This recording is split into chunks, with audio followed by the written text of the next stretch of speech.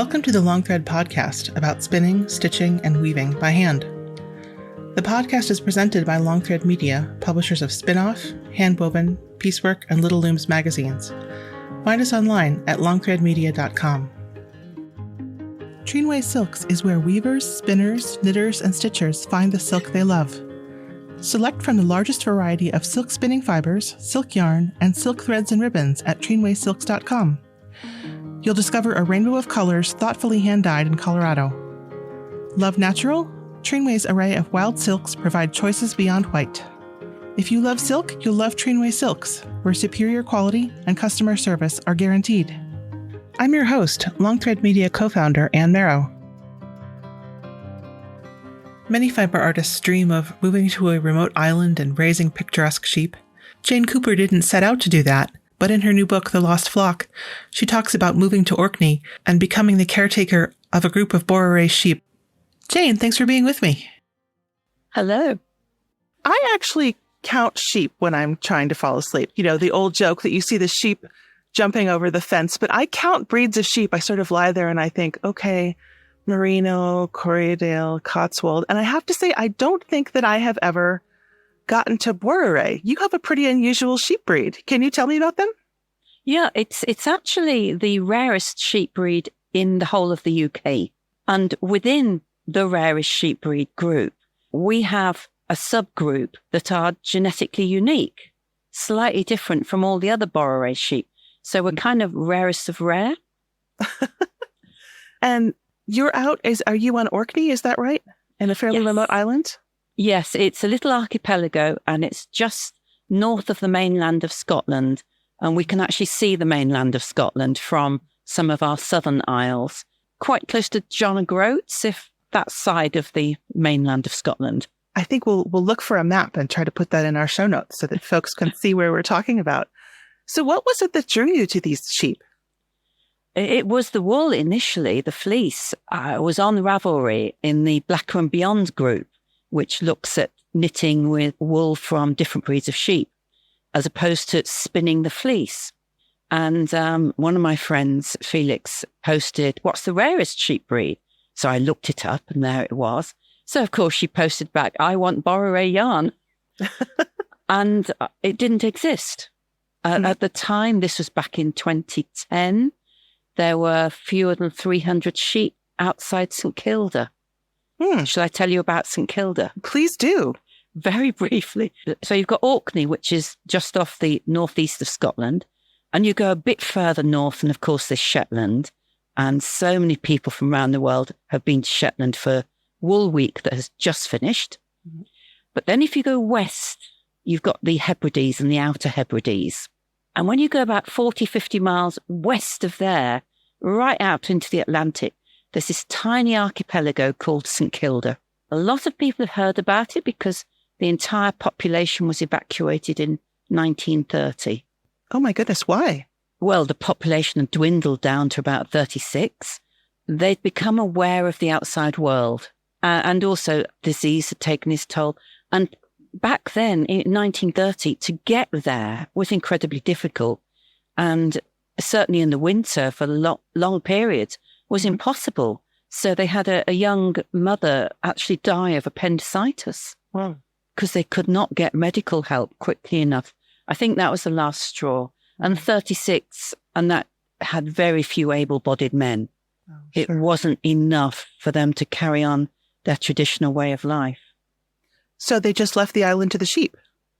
Well, they lived on one of the islands in the archipelago called Herta, which is the largest, and has the only place in St Kilda where a boat can come up to a shore. It's got what they call Village Bay. Mm-hmm. So they evacuated all the people and all the livestock from Herta. But there were two populations of sheep on uninhabited islands. So there were the Soay sheep, the little dark brown ones, and there are actually a few Soay sheep in America. They live on Soay Island. Well, I shouldn't say Soay Island because the word Soay includes island. It means sheep island. It comes from an Old Norse word. So they're sheep island sheep? Yeah, yes. And then you've got Boreray, which is another uninhabited isle. And they're completely different sheep on there. And that's where the Boreray sheep get their name. You have a book out, and on the cover of your book, there is a drawing of these sheep, and they have the most magnificent horns, and they are just sort of this, if you were to picture Viking sheep or, wild sheep on an island, this is kind of what you would picture. Oh, yes, yes. And the horns on the adult males, especially if they get to 5 years old or older, they are absolutely massive. The horns and the skull together can weigh 5 kilograms. And this is on a sheep whose total weight is 50 kilograms. Oh my gosh. I'm just trying to do a quick conversion of that to pounds in my It's head. about 12 pounds to 120 pounds or so. Yeah, I think it's 2.2 pounds to a kilogram. So you're looking, yes, about 120 pounds. Mm-hmm. So the sheep is 10% head and horns. Yeah. Wow. Mm-hmm. And that's not so much for fighting to use the horns as weapons. It's intimidation. Mm. So as well as having these huge horns, in the winter they grow what you can only describe as a mane and a beard of very thick, long fibre rather than wool hair. Mm-hmm. And so from the front, they look imposing. I would imagine that there probably aren't very many natural predators out there. Is that right? No. The only natural predators on St Kilda would be the seabirds. And that would be only predating on tiny lambs. Mm-hmm. So, yeah, there are no large mammals or anything that would take adult sheep. It really just seems like they were the kings of the island out there. But then there are little flocks that have dispersed around the area. Is that right? And you have one of them. Yes, they were viewed as, in the mid-20th century, when people went out to study them, they were regarded as a feral form of Scottish black-faced sheep. Mm-hmm. This was based on the fact that in 1870, a few black-faced rams had been sent across to St Kilda by the laird, and they'd been used extensively on Herta. And for some reason, people assumed that a whole load of them had been put on Boreray, and they'd completely outbred what was already on Boreray. And what was already on Boreray, and I really drilled this down in researching for the book, is actually Scotland's thought to be extinct original heritage sheep. Really? These sheep, they're the short North Atlantic short-tailed sheep. And they have not changed much in 6,000 years since they came into Scotland with Neolithic farmers. And the skeletal remains they found in Orkney, where we have a lot of Neolithic remains, are virtually identical to Orkney's own native primitive sheep, which are just very close cousins to Borerays. And they really haven't changed. So throughout the Highlands of Scotland, for hundreds and thousands of years, they had these little sheep wandering around. And if they got any sort of name, it was for their appearance. So they were known as Scottish Tanface, or Scottish Dunface, or Scottish Shortwool. And in 1880, it was said the last flock of them near Inverness went extinct. The reason for that is the Highland clearances. And anyone with Scottish ancestors will know about the clearances because so many people left Scotland and went to Canada and North America. It's a difficult time. One of my own ancestors probably left Scotland to come down into northern England because of that. But as the people were moved out or moved on or driven out, so were their little sheep, the little dun-faced sheep. And they were thought to be extinct. But a few had been sent across to St Kilda and had been put onto Boreray. And this was some date before 1697, because that's the first written record I could find. You know, the story of sheep in the UK and in America we think of England, but England, Scotland, is that we talk about improved versus primitive sheep.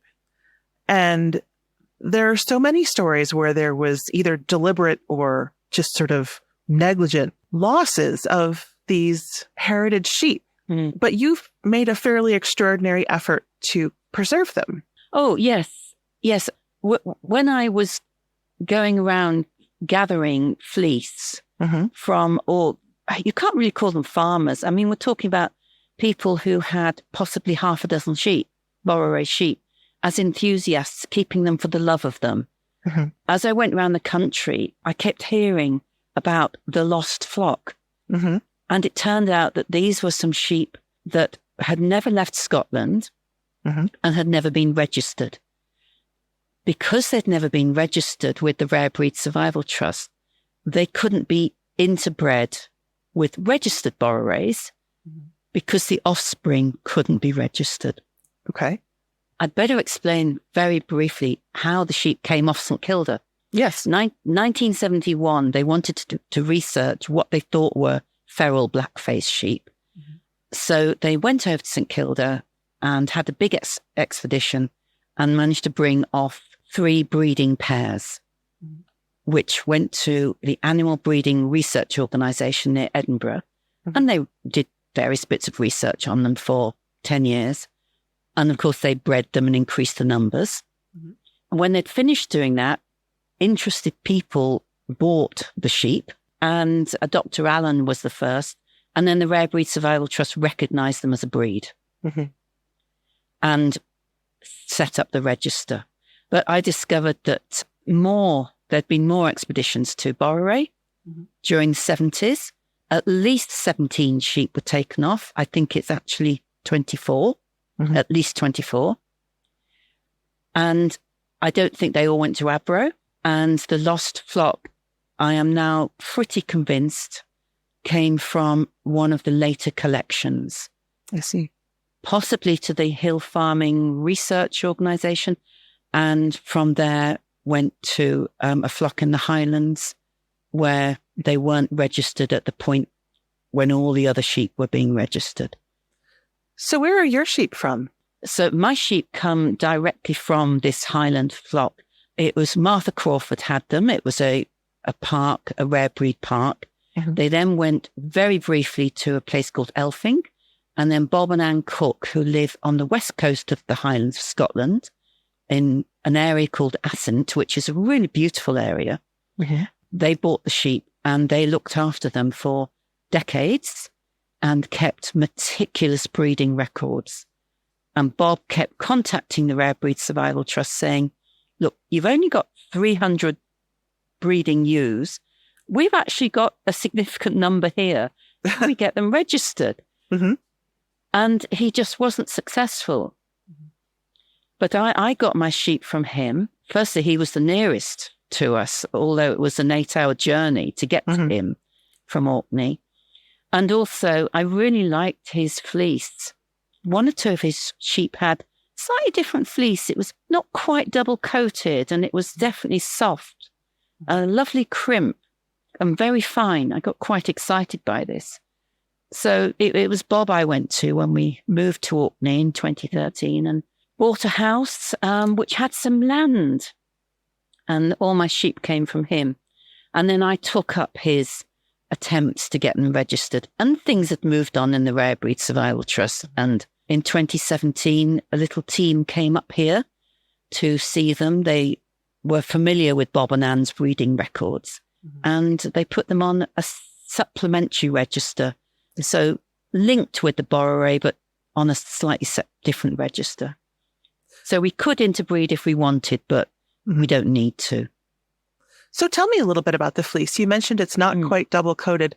Sometimes those, I'm going to use air quotes that our listeners can't hear, but primitive sheep such as Shetland and Icelandic have not only, we say double coated, but they have multiple different coats. Yeah. When you say they're not quite double coated, do you mean that it's more uniform?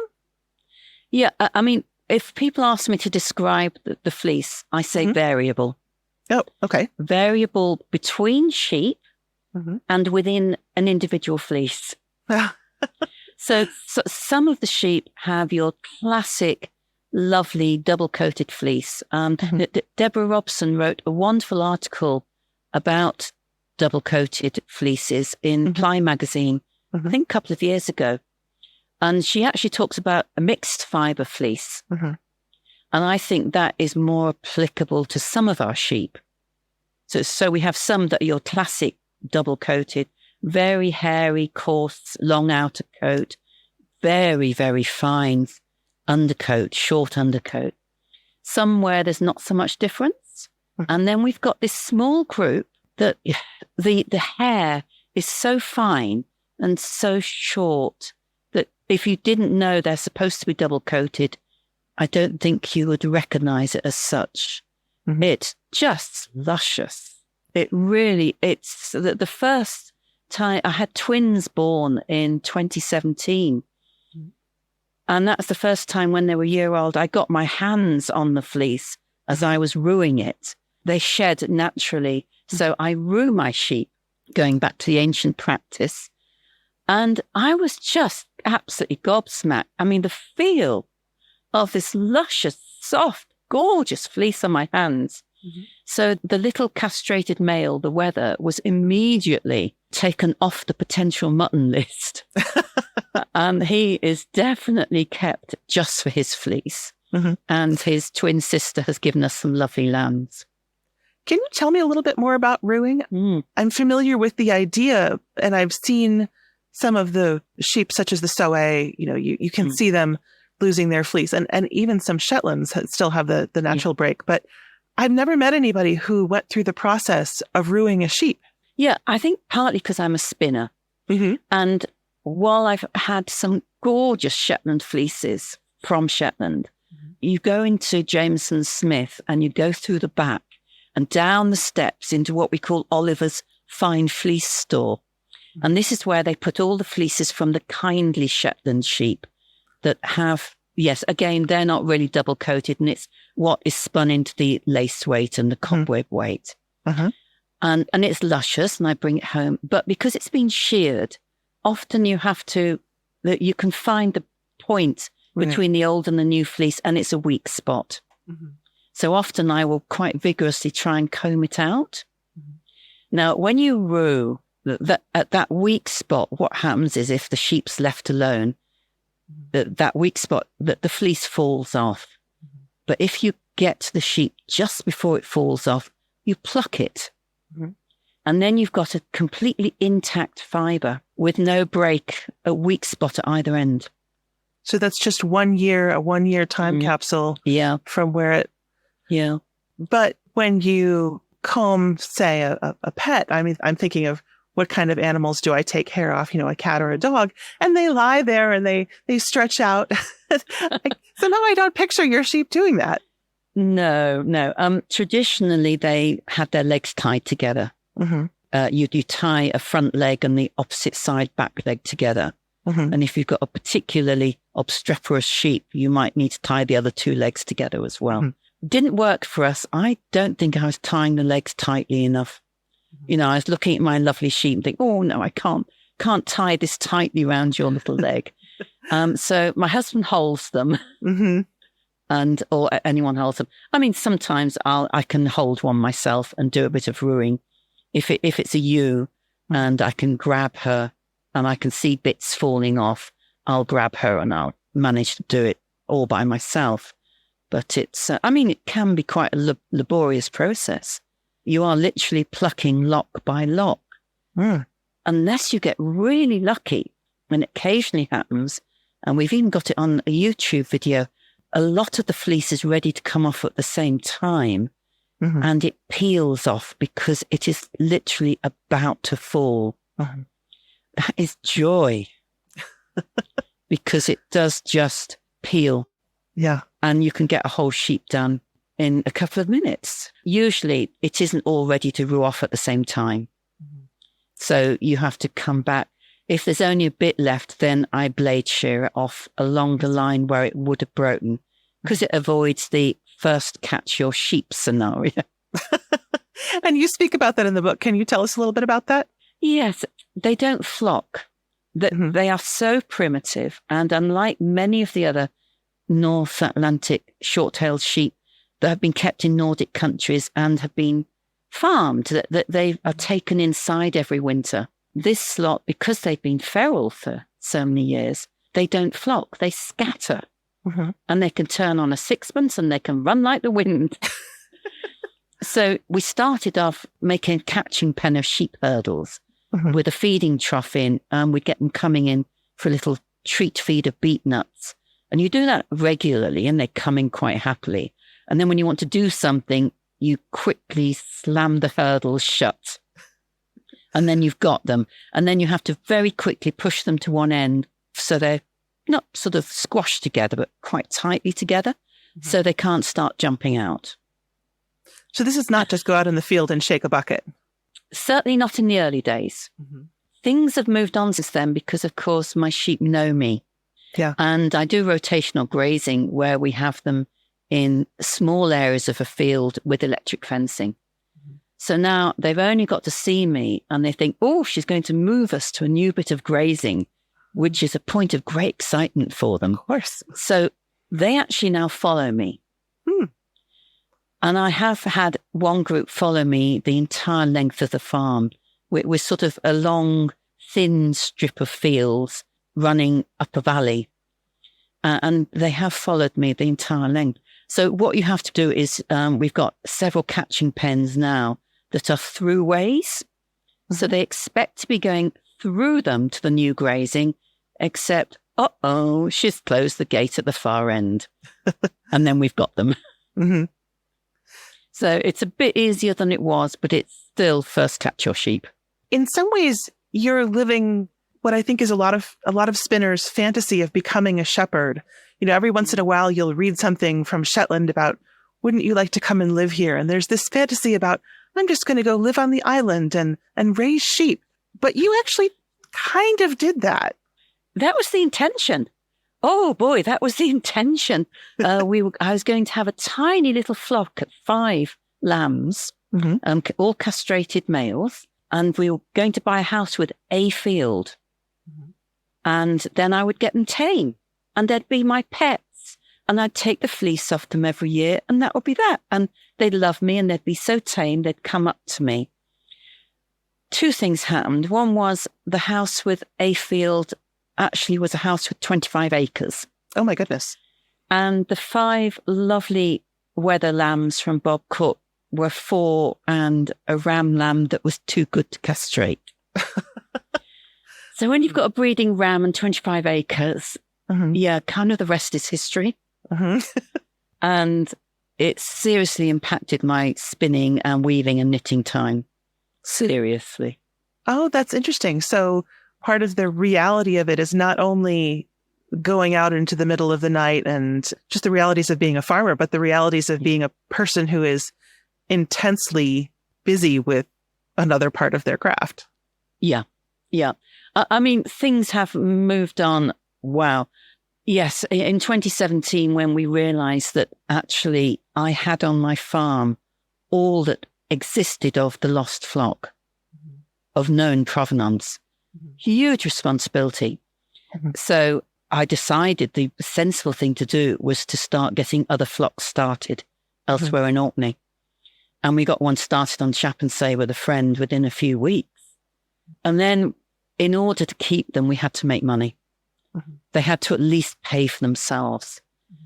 And sadly in the UK, you can't do that just with fleece, certainly with a primitive breed, because if we had ultrafine merino or kindly Shetland or one of the long wools, where the wool is, any spinner can probably process the wool fairly easily and enjoy spinning it. And it can have a high value. I mean, even for the highest value fleeces, it's nothing like what people pay in America. Right. So there are very, very few flocks kept just for their fleece. Double coated, you've got to do a lot more processing. So it's not something that spinners are going to say, oh, I want that. And variable. I mean, some of them have a lot of hair and kemp. That's not nice for a spinner.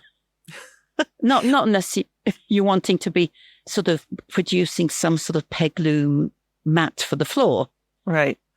Well, and something that has, say, a medium and a fine in it, that could be lovely for a spinner. You'd get a couple different kinds of wool, but something that has, as you say, kemp and all those other things on a fairly small fleece. Yes. Yeah. So 1.5 kilos is a good size for a fleece. Oh, my goodness. And by the time we've taken, so that's what, about £3. by the time you've taken off the breech, and which is often not nice. Nasty, yes. Rough as a badger's arse, someone described it as. You might be left with, a pound or two of usable fleece. And I really, if I'm spinning it myself, I will separate into outer coat and undercoat, unless it's one of the fine fleece sheep. And after that first pair, we did have one or two more crop up, including a ram who passed it on to some of his offspring. So we are doing a little bit of selective breeding and increasing the numbers. The result was a very special yarn goes on the Blacker Yarns website. And this is, I collected 3 years worth of the very fine fleeces, plus some of the undercoat from the necks of some of the other ewes. And I was able to get 20 kilos. It's about 44 pounds of it, which is the minimum for the natural fibre company. And they have spun it into, I donated it to them. The work involved in doing it, the ruing and then the separating and the storing, was phenomenal. And I did it really because a very dear friend of mine, Sue Blacker, who will be known to so many people who really appreciate yarns from different breeds.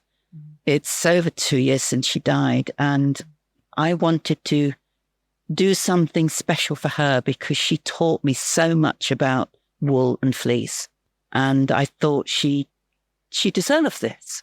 So we have the Lost Flock Sue Blacker Memorial yarn, which is this rude, ultra-fine fleece. I sent down just over 20 kilos. Then it will have been scoured and carded and combed. There isn't a huge amount. Of the 44 pounds of wool, how much loss do you typically get in a Boreray fleece? I think they'll have been lucky if they got 30 pounds of usable fleece, possibly a bit less. Depends how many times they combed it. Right. It was already pre-sorted into, this is the ultra-fine stuff. And when we talk ultra-fine, Deborah Robson, at the time I was first looking at the Boreray sheep, her amazing, I call it the Bible for fleecy people, the Fleece and Fibre Source book came out, and she had micron tested all the breeds. And she shared the results she'd had of the Boreray, which actually was from Bob Cook's sheep. So that's the Lost Flock sheep. And some of the undercoat, she actually had it retested because she didn't believe it. It's down to cashmere level. I think it's about 17, 18 microns or something. Insanely fine. It is. And it's the feel of it. When you get your fingers on it, you kind of think, oh my goodness. I know normal people won't go into rhapsodies of delight over fleece, but, hey. But we don't know any of those people, so it's all good. Well, exactly. Yeah, it has, you could actually feel, it's not just looking at it, there's a feel of it. It's the same with the very, very fine Shetland fleeces for lace weight spinning, almost mouse hair softness. But what is the staple length typically? Oh, variable. Variable. Sorry, that seems to be a theme. It is a theme, and it's actually something that we're very careful about when we plan our breeding, to retain the variability in the look of the sheep. Because that diversity is so important. So staple length, some of the hairs might be, say, 6 inches long. My goodness, that's very long. It's not as long as Icelandic. But not short. A lot longer than Soe, some of them. Some of the hairs might just be 2 or 3 inches. The undercoat is almost always a lot shorter, maybe 1 or 2 inches. And then this mixed fine fleece is a bit longer. Maybe 4 inches or so. And the undercoat I'll often put into rolags and spin very fine. And then if I want a thicker yarn, I'll just have more plies. So you sit and separate. I'm just picturing you with a fleece and you're sitting here making one pile on one side and one on the other. How do you separate them? You literally take a lock. If it's your classic double-coated fleece, you take a lock and you hold the butt end. And then you just start gently easing the hairs out. And they do, if it's a fresh fleece, they do just separate. And that the Vikings used to put the fleeces into, when they rued them, into sheepskin bags, which were cured with fish oil. And then they sealed them up. And then in the winter, they'd be in their longhouses round a fire and it's all moist and damp. And they'd get them out of the sealed bags. And of course, they were all oily and soft. And then they could separate them readily. Uh-huh. One of the things that you talked about in the book that we sort of perked up our ears about was knowing a little bit about how the Vikings, how the Nordic seafarers used this wool. I think not everybody understands that sails were spun on spindles and made from wool. Yeah. I first heard about this when I was at the North Atlantic Native Sheep Wool Conference in Iceland in 2014. And it was, oh my goodness, wool. How could you have wool sails?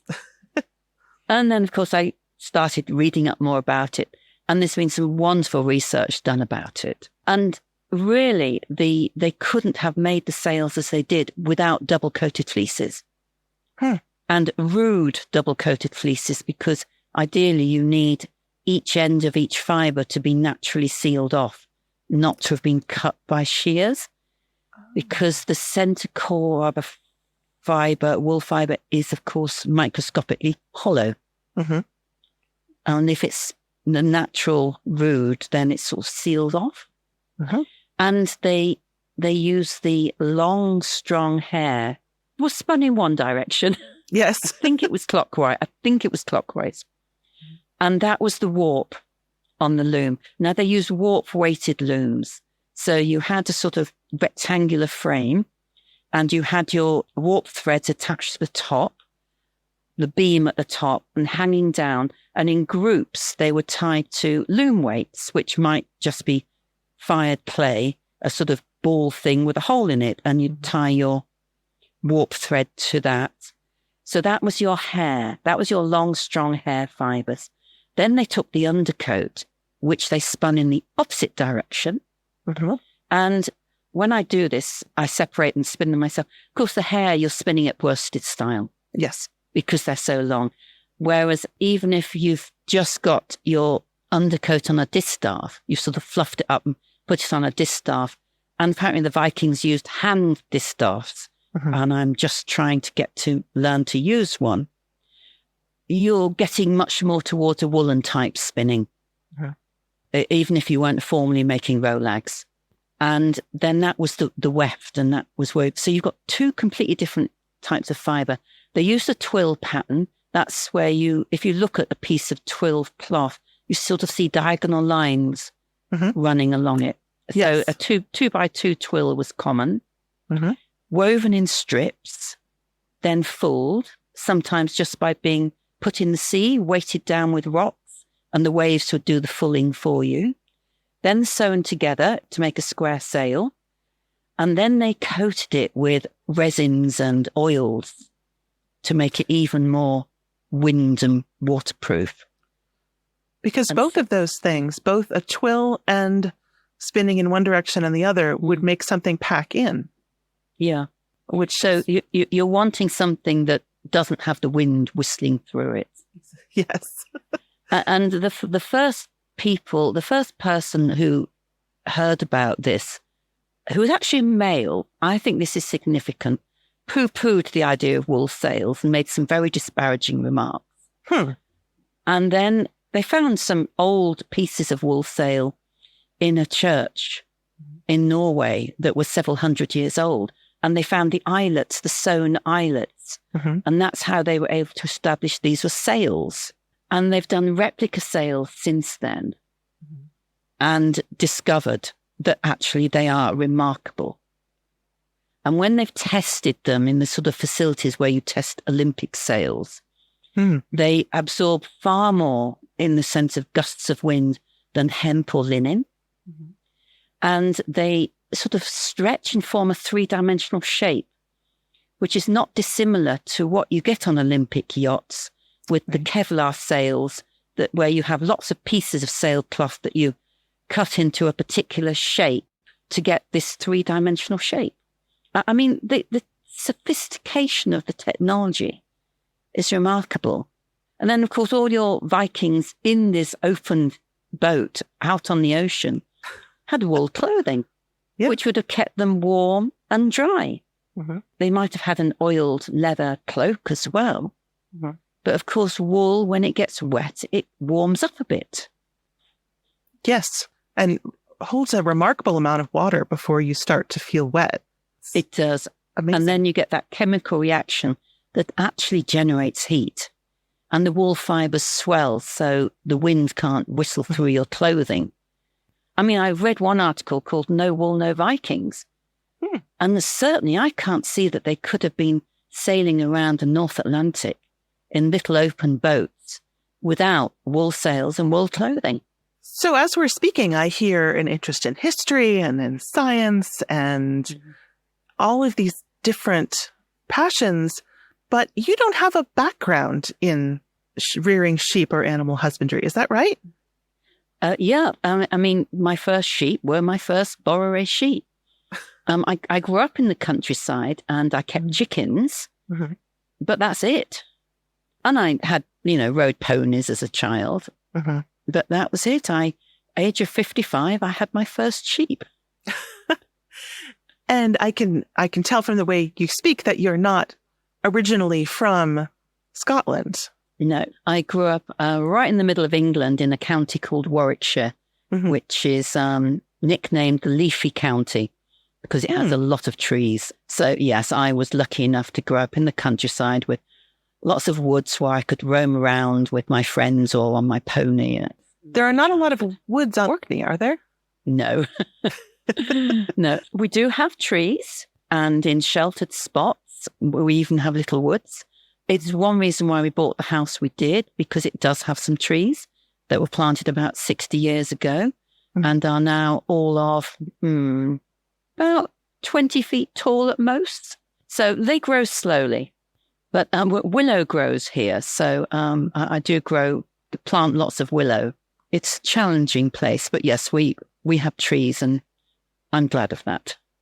Does all of this come from being a knitter or a spinner? Oh, yes. It definitely started. The whole sheep thing definitely started with being a knitter. I mean, in 2010, I took a workshop in Scotland with Deb Robson, and it was on knitting with wool from different breeds. And she shared with us some of her research from her book, and Blacker Yarns had donated a whole load of different wools. I think we had people from 4 continents in that workshop. We had such an amazing day with Deb. I mean, it was, you have an amazing teacher. You have amazing resources to play with. And then we had this fantastic group. It's about 30 people. It was a big workshop. That is big. There was no problem for Dev. I mean, we all got so much out of it. And then, of course, we got to the end of the day and we said, oh, well, this can't be the end of it. So lots of us were on Ravelry. So I started the Blacker and Beyond group, which was quite a big thing. It's still there. I've actually come back to it recently and said, we really should reinvigorate the group. What it's got, we had a Sheep of the Week feature. And being quite a methodical person, I used the resources on Ravelry. So in the back end of the group, there are all the pages. So we have indexes of, you can look up any breed and it will link you to the thread where we studied that breed. I have the impression that over the past 10 or 20 years, interest in breed-specific work, whether it's, I think spinners have always been a little bit more interested, but having access to breed-specific yarns has really grown over the last decade or two. Yeah, I think a lot of this in the UK comes down to Sue Blacker. And when she started the Natural Fibre Company, there was very little, apart from perhaps Shetland, which of course has always been a very special yarn. North Ronaldsay yarn, because we have the North Ronaldsay sheep in Orkney and a mill. So that was available. And those are the famous sheep who eat seaweed. Exactly. Yes. Yes. Lovely sheep and very close cousins to the Boreray. But yes, it was really Blacker yarns that got it going and made it accessible to people. And they go around a lot of the fibre festivals so people can actually get their hands on it and talk to the staff there, because there's such a difference between a long wool. Yes, I should say Wensleydale. Of course, the Wensleydale long wool sheep shop has been going for quite a while. And yes, it's knowing how to knit and what to knit with different breeds. I mean, Sue wrote her own book, which not only has lovely patterns for specific breeds, but at section at the back, it tells you how to match your breed to a pattern, which is so useful. And how do you, is it something where you follow advice from something like that? Or do you sort of try it out and see what it wants to be? Good question. I think talking to other people, either in person or online, and using the resources that are there. I mean, when you think of the long wools where you've got luster and drape, but just as you mustn't spin the long wools too tightly, you mustn't knit them tightly, because when you wash your garment, it blooms. The Ravelry used to have a sort of magazine, and I actually wrote a feature every month on knitting with wool from different breeds. And I know that I did Wensleydale one month, and I actually knitted a sample, photographed it, and then washed it to show people how it bloomed. So you've got to really know what you're knitting with. And then you get onto the downland breeds. Yes. And the South Down, of course, that are so fantastic for socks. I started my life as a knitter. And actually, when I started the Black and Beyond group, at that point, I had only just had my first spinning lesson. So I came to breeds as a knitter. Yeah. And that has always been important to me. And it's why even now I'm looking beyond just fleece for spinners. I want knitters to be able to have the variety and the best and the most gorgeous and the loveliest to knit with. Yes. Was it the wool itself that spoke to you as a knitter, or was it something about the source of it that drew you to these breed-specific or rare breed yarns? It was the wool, because where I grew up, there weren't really any sheep. I've always had an interest in them, but it was the wool. I used to go to fibre festivals many years ago and not just look at the lovely yarns, but if there was a little corner where they had fleeces, I'd go and I'd sniff. Wool huffing. Yeah, yes. That's a better way to put it. And I'd feel them, and it just spoke to me. But I always said, I can't learn to spin. A, because I'm a very uncoordinated person.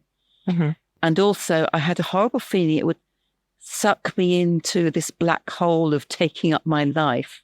I was wrong about the coordination.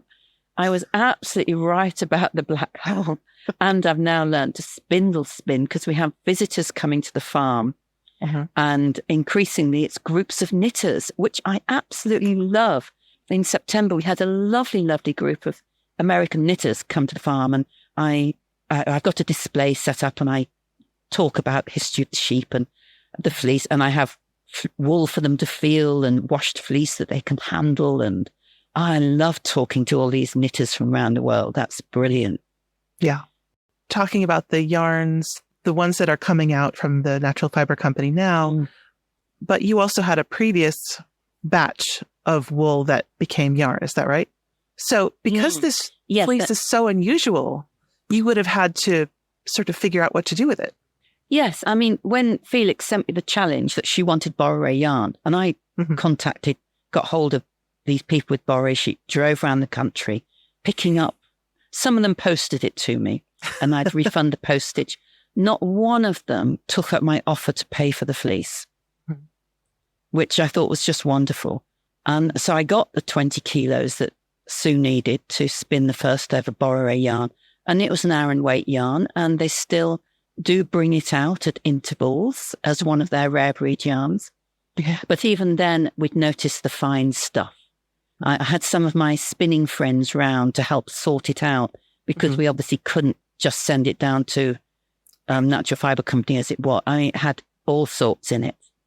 when I say that we christened that day the poo party, I don't think I need to say any more about what was in it. I mean, these were people who weren't used to selling their fleece. So it just came. And not really in whole fleeces. Often it was home sheared. So even if it's electric shears, it's people who would just take a bit off at a time. Yeah, quite true. But yes, we saw the really fine stuff and I thought, oh, luscious. Quick phone call to Sue. Yes, if we took some of that out, it wouldn't affect the feel of the final yarn. So actually, that's when I did my first go at separating. I kept back the stuff that had lots of fine undercoat and spent the winter, as you described, basket either side of me, hand separating it. While I was doing that, Sue was busy with the mill staff trying to work out how they could do it in the mill without much wastage. And I got a very exciting phone call saying, we've done it. So I just took the rest down. What they did was they blended it with very fine soy because there just wasn't enough. And soy was obvious. And this is the St. Kilda lace weight yarn that is still very popular. It's a wonderful lace weight to knit with, especially for knitters who struggle. If you've got silk or the very, very shiny Blueface Leicester or very shiny slippery merino, and you're trying to do complicated lace weight, well, if you're like me, you drop stitches and things. Yes. The St. Kilda just has a little bit of feel to it. I just love knitting with it. And they now blend it with a bit of Shetland if they can't get enough Boreray and Soy some years. And the natural colour changes a bit every year. So I've actually knitted a shawl with different years worth of shades on it. But I got a friend of mine, Elizabeth Lovick, who has lived in Orkney for many, many years. And many people will know her, either her patterns or they'll have taken classes with her. And it was Liz who taught me to spin and knit lace weight. And I asked her if she'd design a special St. Kilda pattern. So we poured through the photographs of the women in St. Kilda and the shawls they wore, looking for what we thought would be Shetland type patterns. No. They wore woven cloth. Their shawls were woven cloth with tassels. This didn't daunt Liz. She simply created a pattern for us that is a magnified woven cloth, if that makes sense. How much do the fleece colors vary? You went with Shetland and Icelandic, the variety of colors is really striking. Do you have the range of colors in Boreray sheep? Not quite the range of Shetland, in that the browny tanny colour is extremely rare. A lot of the lambs are born sort of sparkly white with dark coloured bits on their faces and their lower legs and their tail, and sometimes a little collar around the back of their neck that occasionally comes around the front of their chest. A few of them are born a bit darker, but a lot of them darken every year with age. So, and some of them have a steely grey colour that they're going towards, and some of them it's a warmer, browner greyish colour. And then we get the occasional one that is sort of more of a tan colour. Is colour something that you're breeding for? You mentioned different coat types. Yes, I should say we've now got 8 flocks in Orkney. And obviously, every person has their own preferences. So Jenny loves the dark ones. And I made sure that her second ram was a very dark ram who passes it on. Kim in Westray, she likes anything unusual or unusual splodges. And then another of our farmers actually likes the lighter coloured ones.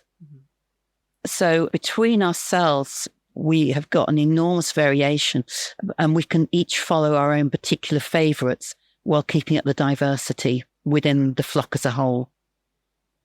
I should say, numbers-wise, I started off, it took me 2 years to get my sort of initial breeding flock, and that was 11 ewes and 4 rams. We now have over 200 between us in the whole of Orkney. Oh my goodness.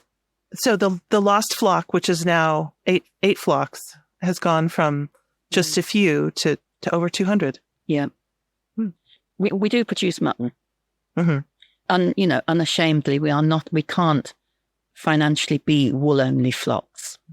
And so, of course, we've had quite a few of the usually castrated males over the age of 2 years old or older, have gone for mutton. So the number we've bred is even greater. Right. So in the US, we talk about a farm to table. I don't know whether you have that term as well, but a farm to table and also a farm to needles is a little bit more specialized, sounds like. That's a little bit rarer. Yeah. I mean, the good news for spinners is that I am going to start selling some of the very, very fine fleece next year. Now I'm not needing to collect it for this special yarn. So in addition to the range of natural colors that are available, how does it dye? Extremely well. Really? It's lovely. And because even if you've selected out what you might call the white fibers, which are actually a sort of slightly creamy off-white, when you dye it, you don't get that, whatever color you dye it with, you don't get that sort of really bright look that you associate with acrylic yarns. You look at it and you think, this is natural.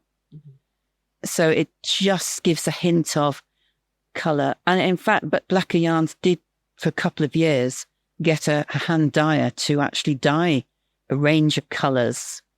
And they were lovely. So it's a really super yarn for dyeing. You can also take the three, you could divide it into light, medium and dark colors and dye the whole lot in one color.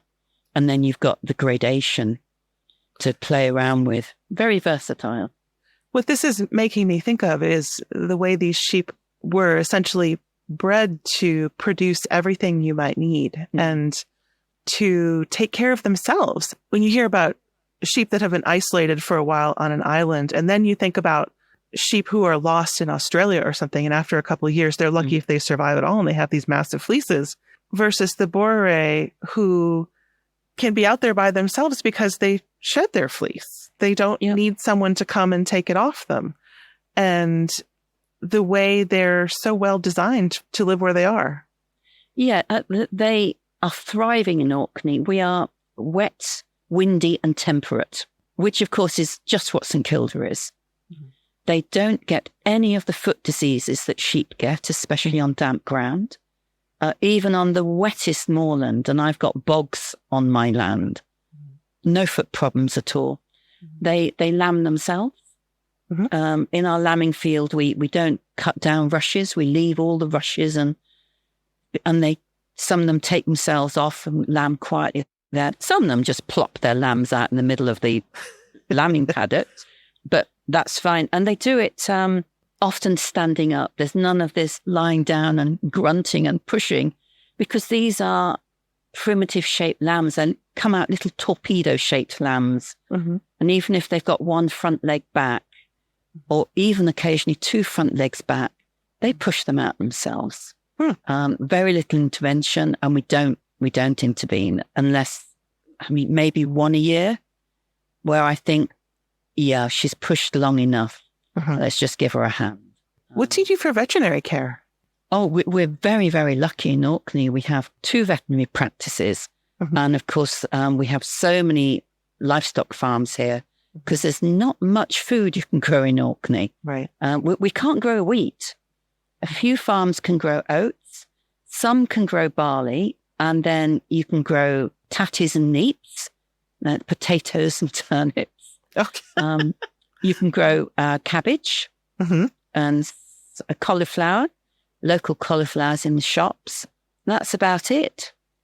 So it's livestock. Yeah. Yeah. And how far are you from the mainland? The Scottish mainland. Yes. I'm trying to think, how far is it? Must be 20. Well, from the tip of South Romsey, I think it's about 20 miles or so. It's a really good question. I'm not sure I know the answer. I should know the answer. The ferry from South Romsey takes an hour. and the ferry from Stronsay, which is the west part of the biggest island in Orkney, which we call mainland, confusingly. That takes an hour and a half. You know, it is fairly remarkable that you are out there with your very ancient sheep and we are speaking over a broadband connection. That is fairly remarkable. Given the state of broadband in Orkney, it's more remarkable than you might think.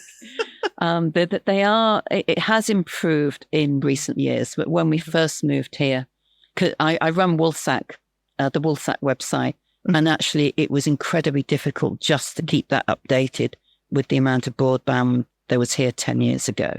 So now we can, we can do Zoom videos, and that's right. It's great. Tell me about Woolsack. Woolsack, there's another Sue Blacker. In 2010, there was when King Charles started the campaign for wool. There was a crisis in the British wool industry in that farmers were being paid far less for their fleece than it cost to shear the sheep. So Prince Charles started the campaign for wool that's still going. Sue Blacker, unsurprisingly, looked at the situation, thought ahead to the 2012 Olympic and Paralympic Games and thought, we must do something.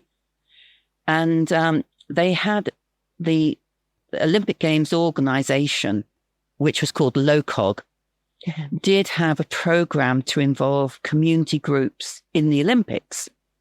It was called the Inspire program. So Sue actually went through the reams of paperwork required.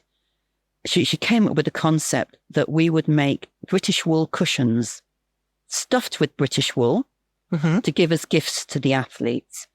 And the reason it's called Woolsack is because in the House of Lords in Westminster in London, we have this where it looks like a big seat that is the wool sack that actually is a sack of wool. Is now covered with red velvet. It was put there in the 14th century, I think, in recognition that England's wealth was built on its wool. Is it still the same wool, or do they change it out? No, it's been changed out.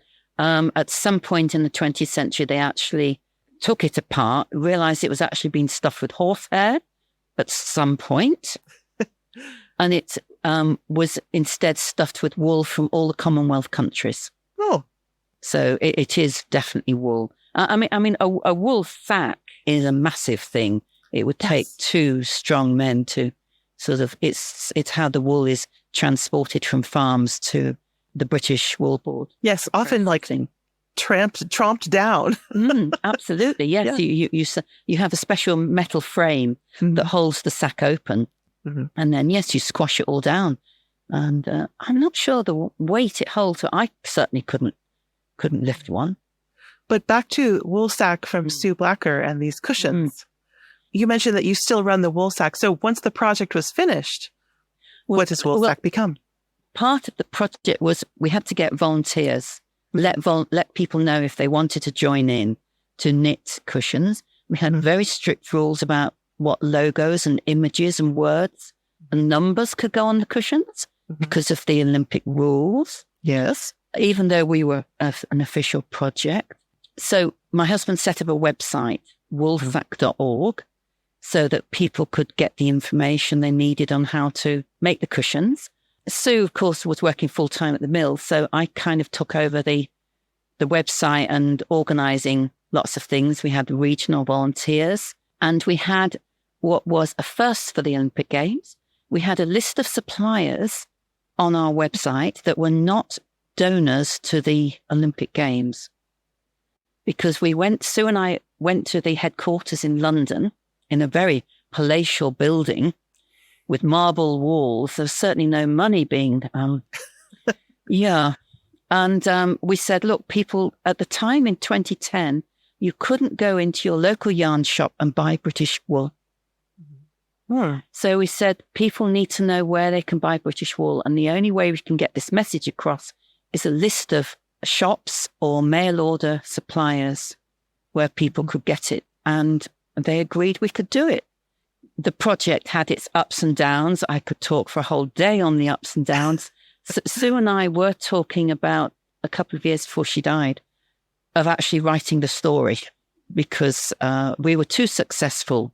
The sponsors didn't like us because we were making these wonderful British wool cushions, and they tried to shut us down. And we said no. So instead of the cushions being handed over to the Olympic Committee, we had to contact athletes via social media. We contacted all the organising committees for all the countries. And we said, if you want a British wool cushion, let us know. The American diving team got their cushions given to them at King's Cross Station. The British athletics team got theirs. I handed them over to one of their coaches in a pub car park near Loughborough University where they were training. And then athletes started going to their coaches and saying, we want these cushions. So we had to go outside the system, but every single cushion that was made got to an athlete. That the last few, finally, the British Paralympic team organisers heard about us. But the sort of last minute contacted me and said, oh, can we have cushions? I said, you can have everything we've got left. I think it was 52. Oh my goodness. So how many cushions were there total? It's about 7,000. That's a lot of cushions. I mean, once we realised that the original plan that every bedroom in the Olympic Village, every bed would have one of our cushions on it for the athlete to take away afterwards, that was abandoned. We stopped advertising for volunteers. And my commitment to myself then, and talk about counting sheep at night. I had sleepless nights over this. I decided I was going to make sure every single cushion that was made got to an athlete. So after that phone call and after I posted them off, I got very drunk that night. You earned it. Yeah. And then I actually got to go down to the Paralympics. I had managed to get tickets for a day at the Paralympics, went down with my daughter, and we had the most amazing day there. And I actually sat there in the stadium knitting, but not a cushion. But there's still a Woolsack website. Is that right? There is. I mean, what happened was we had to know what was being put in the cushions. So we had stuffing events at the various fibre festivals. And the fibre festival organisers were wonderful, and they gave me a free stand every time. And I got volunteers, and people would bring their cushions, and we had huge sacks of wool stuffing, and either they'd leave them with us or they could stuff them themselves. And then we got them to put a label on with a little bit of information about themselves and contact details. And the number of them who had tweets or emails from athletes was just fantastic. So there was a very personal relationship there. Yeah. But some of the stall holders started coming up to me and said, Google Analytics. I had no idea what Google Analytics was. I'm getting such a lot of custom through your website.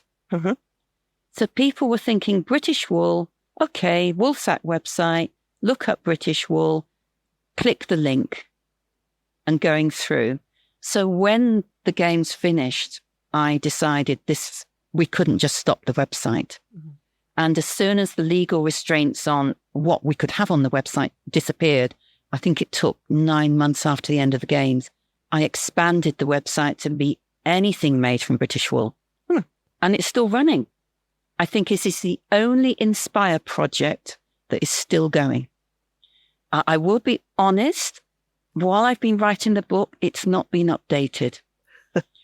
I have a bookmark list as long as you are of new businesses to go on or new products to go on. And I need to do a complete check and go through. That is wonderful that there are so many new projects.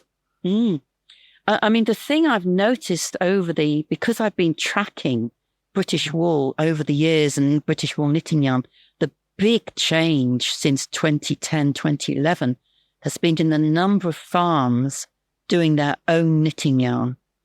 And we actually have a special section of the website just for these yarns that come from a specified farm and therefore specified breed. The other trend I've noticed is blending different breeds together. So you have a blended yarn with named breeds where the mill or the yarn designer is looking at the different qualities from different breeds and thinking what is going to make this most fabulous knitting yarn. And some of the knitwear designers themselves have their own ranges of yarns, and often they're a blend. And this is so exciting. I mean, it gives so much choice for knitters. I wonder whether part of the reason that this site is still so valuable is that knitters are hungry to make a connection with the farm. And so this is an opportunity. Maybe it's a farm they visited, maybe it's a farm they dream of, but to have a connection with the person who's raising the sheep and the sheep themselves and say, my yarn is from this patch of land. Mm.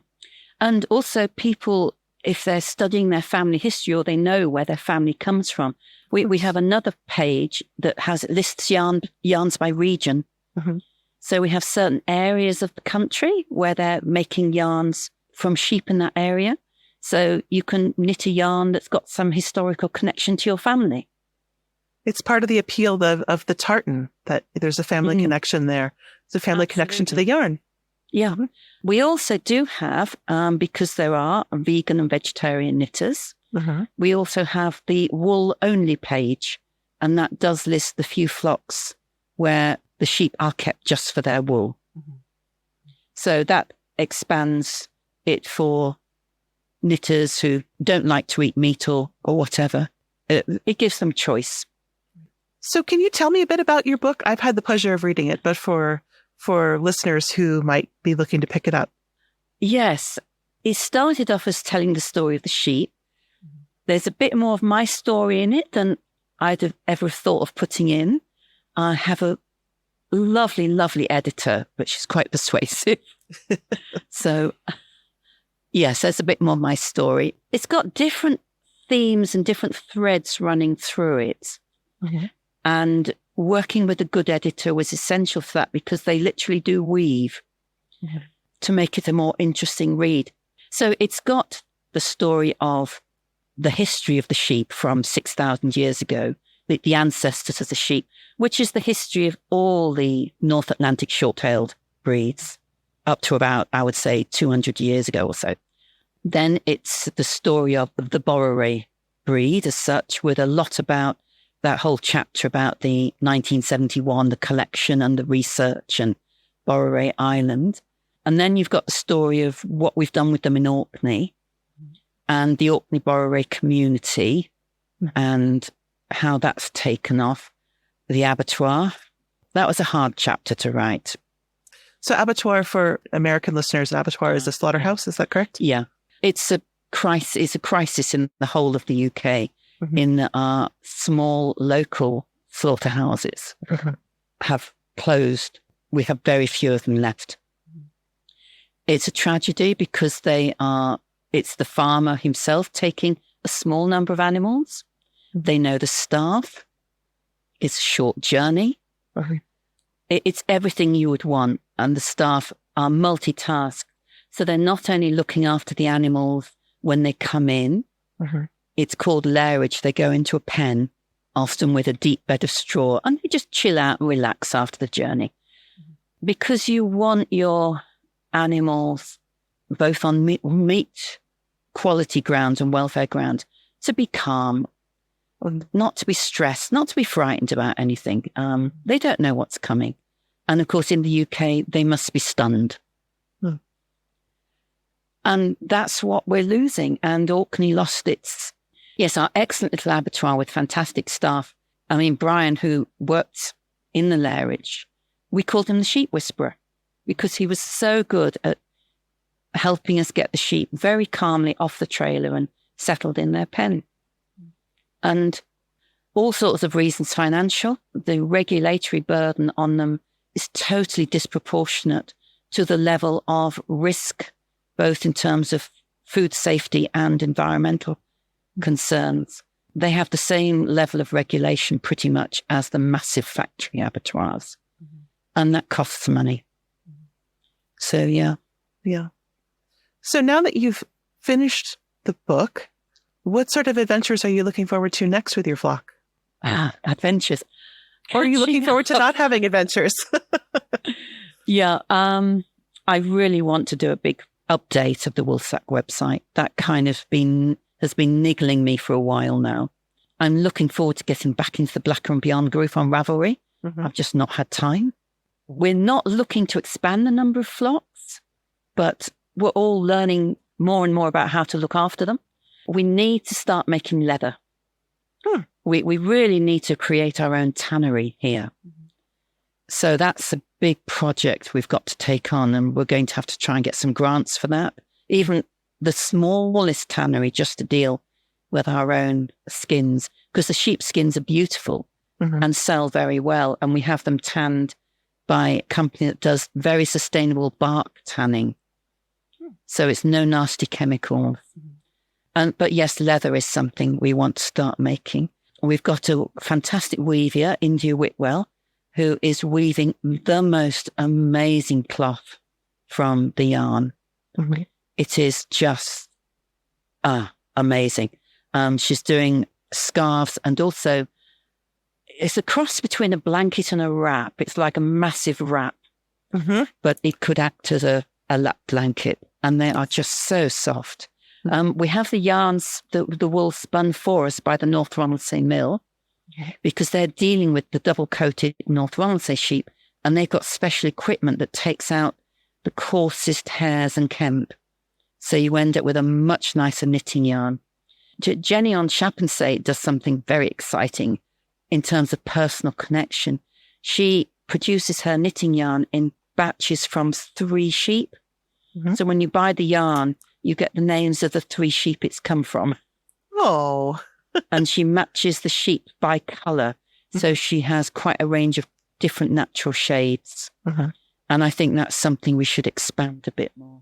Trying to increase the numbers of these very fine fleeced sheep, because they offer so much, especially to spinners.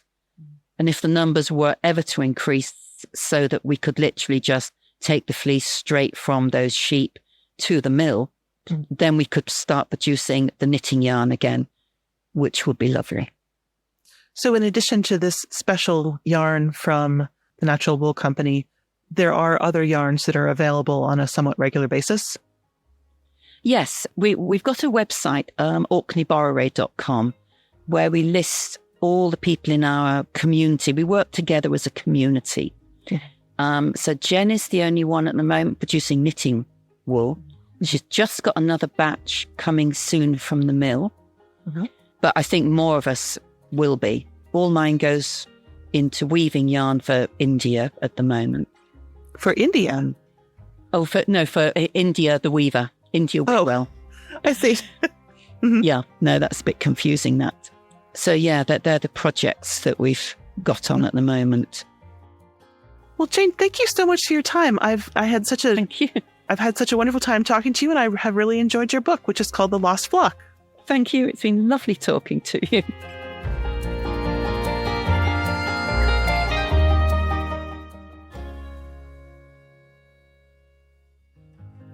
Thank you for listening to the Long Thread Podcast. If you've enjoyed this episode, please rate the show and leave us a comment on Apple Podcasts or your favorite podcast platform. Thanks again.